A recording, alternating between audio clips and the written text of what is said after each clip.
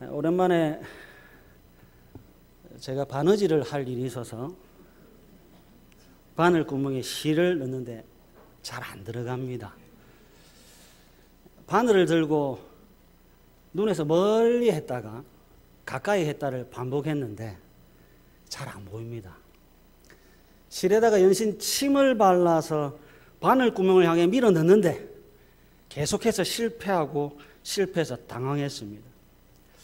그날 저녁에 아이들 손톱을 깎아주려고 하는데 잘 안 보여요. 노안인가 싶어 당황했지만 안경을 써야 하나 잠시 고민했습니다만 아니다. 나는 아직 젊다. 조명이 어두워서 안 보였을 뿐이라고 위안을 삼았습니다.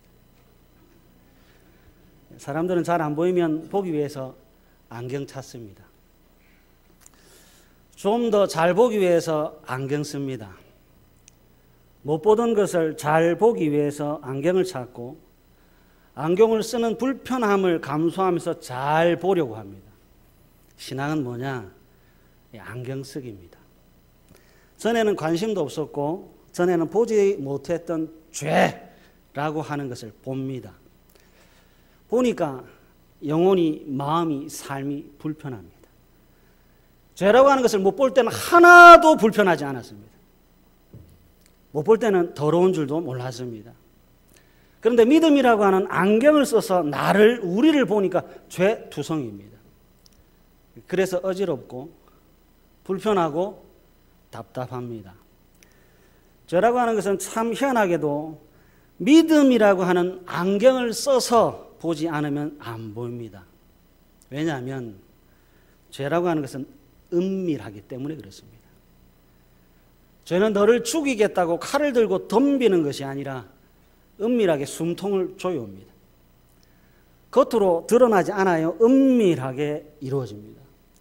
숨어서 비난하고 숨어서 조롱하고 뒤에서 모욕합니다. 중요한 것은 나라고 하는 존재와 성령 하나님입니다. 전에는 여러분들이 어떤 존재였는지 모르겠습니다. 지금부터라도 여러분들을 정의할 때 하나님 안에서의 나로 정의하셔야 됩니다. 하나님 안에서 나는 이제 더 이상 고아가 아닙니다. 예, 감사합니다. 하나님 안에서 나는 이제 더 이상 어둠이 아닙니다. 하나님 안에서 나는 빛의 자녀입니다. 전에는 어땠는지 모르겠지만 지금은 하나님의 아들들이고 빛의 자녀가 됐습니다. 그래서 성령 하나님이 가만히 내버려 두지 않습니다. 성령 하나님이 사사건건 시비를 거시고 일거수일투족을 간섭합니다. 삼위 하나님께서 부끄러움을 은밀하게 숨겨놓은 것을 드러냅니다. 왜 그런지 아세요? 아버지와 아들이기 때문에 그렇습니다. 하나님과 나는 하나를 주고 하나를 받는 사업 파트너가 아니라 사랑으로 묶여진 생명입니다. 그래서 삼위 하나님은 은밀한 것을 용납하지 않아요.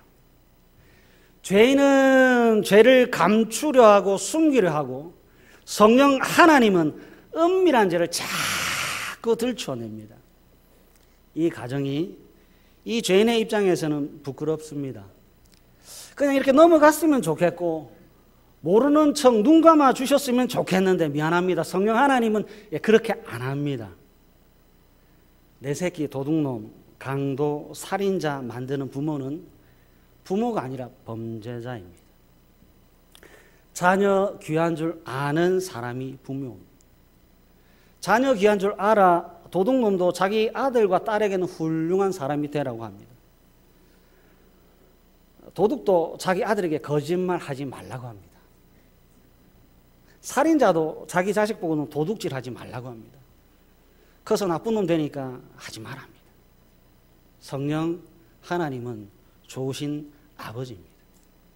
그래서 죄를 드러내셔야 합니다. 은밀한 것을 끄집어내셔야 합니다. 부끄러워도 창피해도 이것이 자녀가 잘 되는 길이기에 어쩔 수 없습니다. 그럼 오늘 본문 14절이 이해가 되시나요? 14절 다 같이 한번 읽어보겠습니다. 시작. 내가 너희를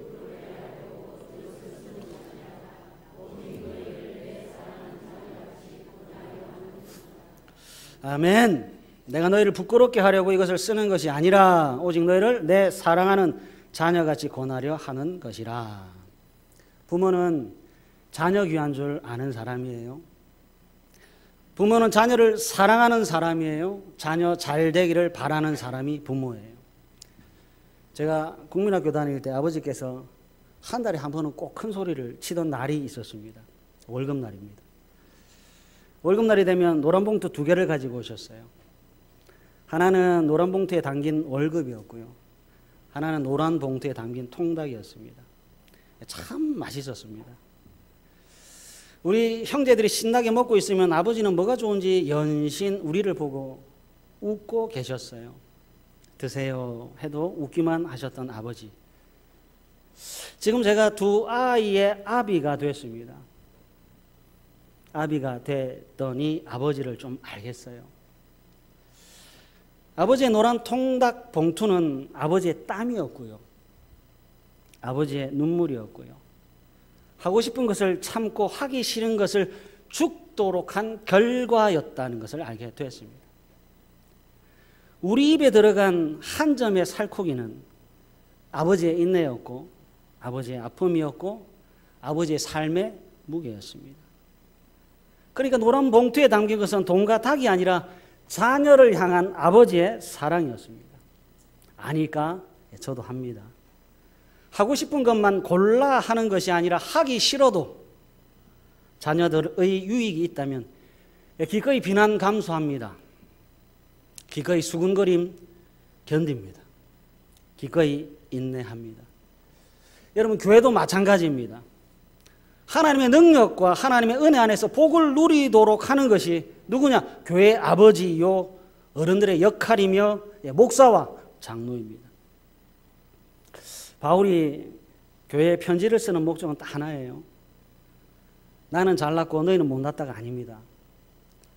바울의 명예가 아니라 하나님의 교회를 위해서입니다. 그리스도 예수 안에서 복음으로 낳은 자녀들이 비실비실거리는 비실이가 아니라 참 왕이 되도록 하는 것이 바울의 목적입니다. 바울이 여기 어떤 마음으로 편지를 쓰고 어떤 마음으로 사역하셨는지를 여러분 아셨으면 좋겠어요. 일만 스승이 아니라 아버지의 마음. 스승은 나쁘고 아버지는 좋다는 의미가 아니라 스승보다도 더 크고 스승보다 더 넓고 스승보다 더 깊은 사랑으로 교회를 성도를 대하고 있다는 말입니다. 일만 스승이 나쁘다가 아니라 일만 스승보다도 더 깊고 더 높고 더 넓은 사랑으로 복음으로 낳은 자녀들을 위하고 있다는 말입니다. 로마서 9장으로 한번 가볼까요? 로마서 9장 1절에서부터 3절 말씀인데요.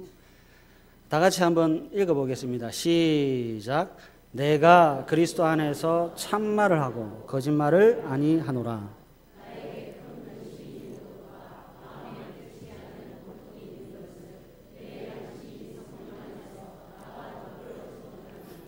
나의 형제 곧 고륙의 친척을 위하여 내 자신이 저주를 받아 그리스도에게서 끊어질지라도 원하는 바로라.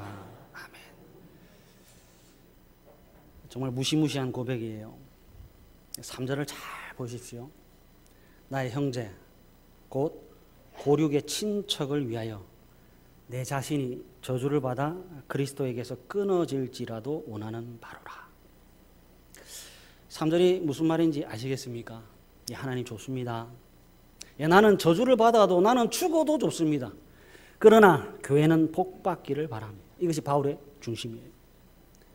목사요, 장로요, 성경고사요, 사도인 바울이 무엇을 하는가 봤더니 하나님, 나는 저주해도 좋은데 나는 죽여도 좋은데 예수 그리스도로 세우신 교회는 복받기만을 원한다고 고백하고 있습니다. 그러니까 일만 스승보다 아버지의 마음이 더 넓고 더 크고 더 깊습니다. 이것이 교회의 어른입니다. 이것이 교회의 아버지의 모습입니다. 제가 기도하고 제가 꿈꾸는 교회의 모습이기도 합니다. 저는 교회 출석하는 사람들이 많아지는 것을 원하는 것이 아니라 하늘 아버지께서 자랑할 만한 사람들이 많아지기를 기도하고 있습니다. 저는 멋진 스포츠카를 몰고 다니는 목사가 되는 것이 목표가 아니라 바울의 기도가 제 기도가 되고 바울의 기도가 제 삶이 되는 것이 제 목표입니다. 1절 보실래요? 내가 그리스도 안에서 참말을 하고 거짓말을 아니하노라가 제 기도입니다. 내가 그리스도 안에서 참말을 하고 거짓말을 아니하노라가 제 기도요, 제 삶입니다. 참말을 하고 거짓말을 하지 않으려니까 이 가슴에 바위가 하나씩 쌓여갑니다. 은밀한 것을 드러내려고 하니까 인기가 별로 없어요. 여러분들이 무슨 말을 듣고 싶은지 아는데 성경이 하는 말씀을 전하려고 하니까 여기가 무겁습니다. 참말을 하고 거짓말을 하지 않기 위해 살려고 하니까 괴로워요. 이 정도만 해도 힘든데 성령께서 어디로 끌고 가는가 봤더니 3절입니다. 저 죽이시고 복음의 자녀들은 복 주십시오 라고 하는 자리까지 끌고 가세요. 이 모습이 정말 멋진데 3절의 모습이 진짜 멋진데 현실은 십자가요, 가시밭길입니다. 여쭤볼게요. 가야 합니까? 멈춰야 합니까? 여러분들이 보실 때 3절의 이 모습이 멋진 모습이라고 한다면 실제로 살아가야 되는 것은 십자가요, 가시밭길이라고 하는 것을 안다면 가야 합니까? 멈춰야 합니까? 가는 게 맞습니까? 멈추는 게 맞습니까? 이번에는 출애굽기 32장으로 한번 가볼게요.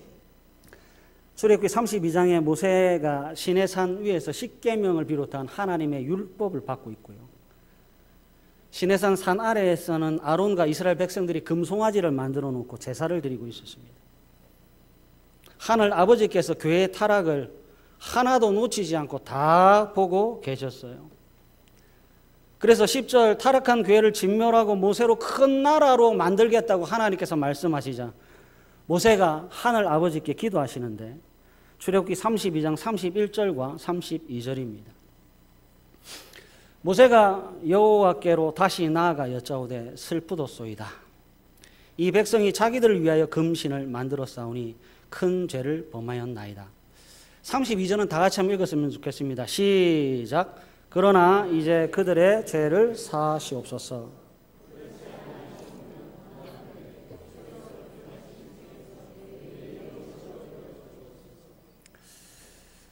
아멘이 쉽게 됩니까? 그렇지 아니하시오면 원하건대 주께서 기록하신 책에서 내 이름을 지워버려 주시옵소서. 읽어도 아멘이 안 되는 참 힘든 성경 구절이에요. 보십시오. 구약의 지도자와 신약의 지도자의 기도가 마음이 어쩜 이리 똑같은지 모르겠습니다. 구약의 교회의 지도자나 신약 교회의 지도자나 똑같습니다. 하나님의 심판과 저주는 제가 받겠습니다. 그러나 교회는 성도는 복받게 해 주십시오라고 모세가 기도를 하고 있고 바울이 기도를 하고 있습니다. 그러니까 직분은 직업이 아닙니다. 목사도 직업이 아니고 장로도 직업이 아닙니다.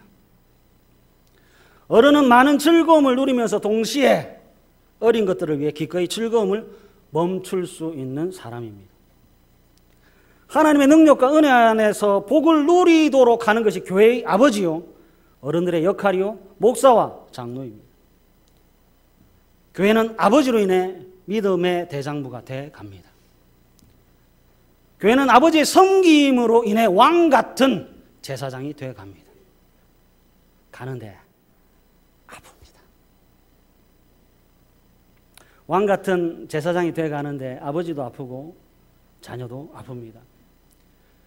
교회가 믿음의 대장부요 왕 같은 제사장이 돼 가는데 자녀는 자녀대로 아프고 아버지도 아버지대로 고달픕니다.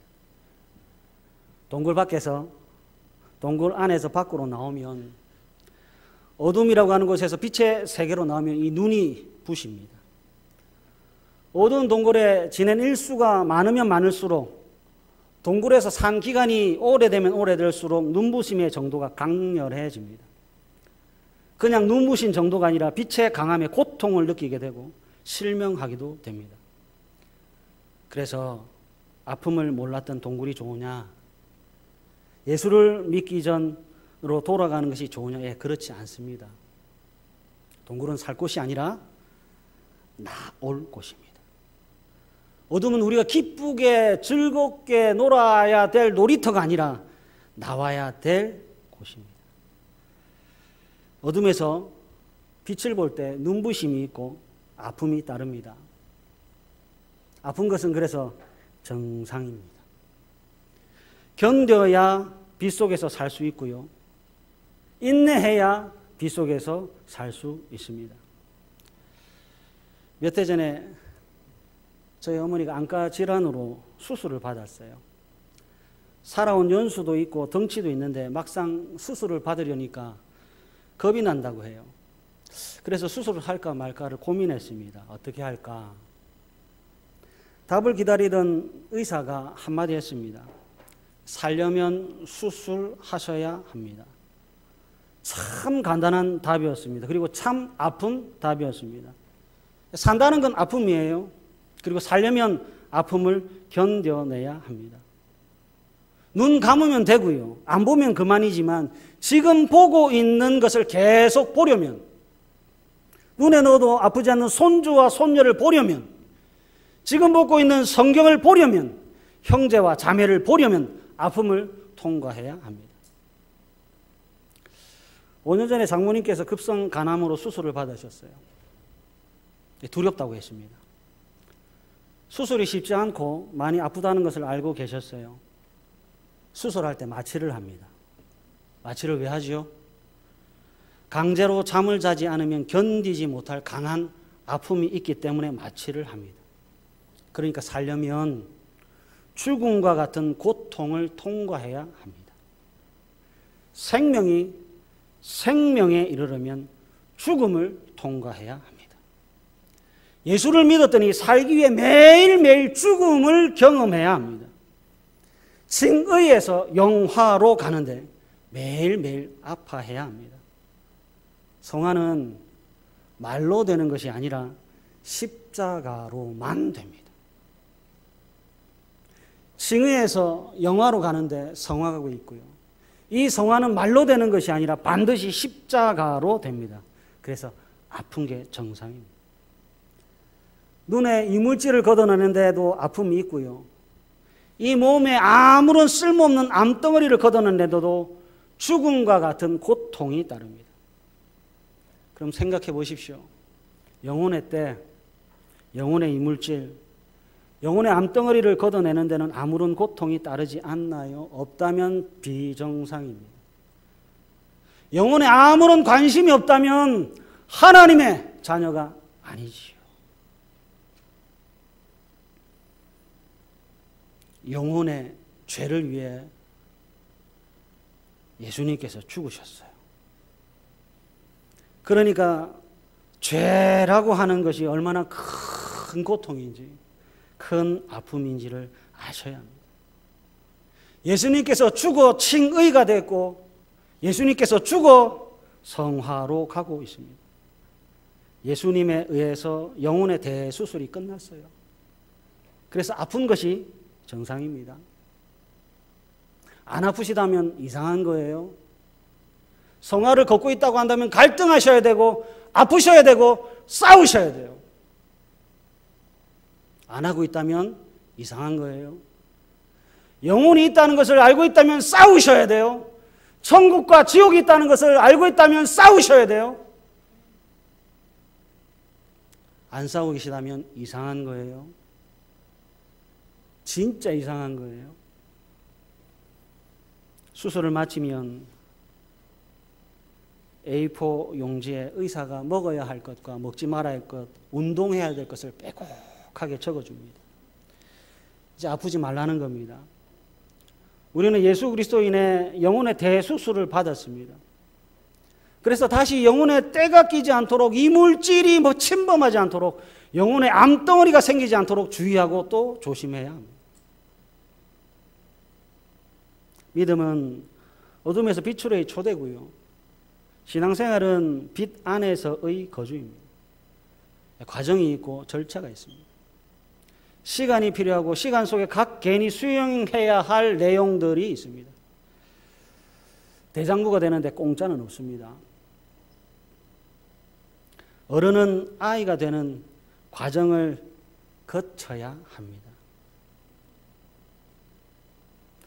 성경 공부를 하는데 청년이 그랬습니다. 목사님, 어른이 되는 것이 참 어렵네요. 한 생명을 책임지는 것이 무겁습니다. 누군가의 본이 되는 것, 아이의 아버지가 되는 것은 무거움입니다. 철없는 아이가 철드는데 시간이 필요하고 인내가 필요합니다. 여기 아버지가 아프고 주름은 늘어갑니다. 자녀도 아프고 아버지도 아픕니다. 그래서 나쁜 것이 아니라 정상입니다. 늘어가는 주름이 있다고 한다면 가만히 내버려 두십시오. 그래서 나중에 자녀들이 아버지의 주름과 개수가 사랑이었음을 알게 해 주십시오. 제가 27살 때 제 할아버지가 94세였습니다. 딱딱하게 굳고 굽은 할아버지의 손을 만지고 얼굴에 깊은 주름을 만지며 느꼈던 감동이 있습니다. 힘들게 사셨구나. 일제 치하에서 6.25 전쟁을 겪으면서 정말 치열하게 사셨구나. 혼자가 아니라 가족을 위해서, 자녀를 위해서 이렇게 사셨구나. 철이 드니까 아버지가 보이고 할아버지의 주름이 창피한 것이 아니라 자랑스럽게 보입니다. 교회에는 아버지가 필요합니다. 교회에는 어른이 필요합니다. 주름이 많은 어른 아버지가 필요합니다. 목소리 큰 사람이 아니라, 자기 속에는 옳은 것을 소리 지르는 사람이 아니라 진리를 말하는 사람이 필요하고 진리를 따라 살아가는 어른이 필요합니다. 철없는 아이들은 옳은 소리 듣기 싫어합니다. 죄인들은 진리를 듣기 싫어합니다. 같은 산인데 위에는 하나님으로부터 율법을 받았고요. 같은 산인데 아래는 불법이 판이 쳤습니다. 그래서 산 위에 있던 모세가 저주를 쏟아 부은 것이 아니라 자기를 죽여 자녀를 살리겠다고 기도했습니다. 바울도 기도했습니다. 십자가입니다. 목사요, 사도요, 장로요, 교사인 바울이 왜 교회에 편지를 쓰는가? 창피함을 주기 위해서가 아니라 생명이 생명에 이르게 하기 위해서입니다. 기억하셨으면 좋겠어요. 교회는 어디를 가나? 교회입니다. 성도는 어디를 가도 성도입니다. 그래서 부탁드립니다. 여러분들의 죄의 문제를 해결해 주십시오. 여러분들은 어디를 가도 교회이고 여러분들은 어디를 가도 성도입니다. 그래서 부탁드립니다. 여러분 개인의 죄를 반드시 해결하십시오. 죄는 숨겨야 할 보물이 아니에요. 쓸모없는 것이고 버려야 할 배설물이 죄입니다. 죄는 암덩어리요 교만은 자랑이 아니라 패망의 선봉입니다. 몸과 영혼에 숨어든 은밀한 것들을 감추고 숨겨야 건강한 것이 아니라 드러내고 제거해야 건강해집니다. 바울처럼 모세처럼 교회의 직원으로 채찍이 아니라 사랑으로 다시 한번 권면합니다. 좋은 성도가 되십시오. 할 수만 있다면 믿음의 대장부가 되시고 할 수만 있다면 죄와 싸우십시오. 교회는 돈 자랑하는 곳이 아니라 거룩을 드러내는 곳입니다. 교회는 지위를 자랑하는 것이 아니라 거룩을 드러내는 곳입니다. 그래서 너도 바울처럼 나를 본받는 자라 되라고 말할 수 있는 부산 북교회가 되기를 간절히 바랍니다.